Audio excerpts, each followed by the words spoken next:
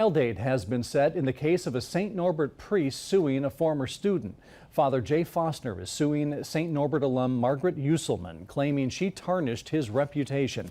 In April of 2018, some St. Norbert students protested over concerns about how the college handled Title IX investigations.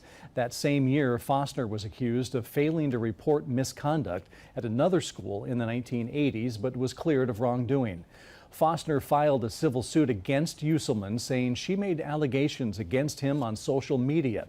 An outside firm found no reason for suspending or terminating Foster or any SNC employee. Attempts by Usselman and her attorney to dismiss the case have been rejected, and the trial is set to begin September 16th.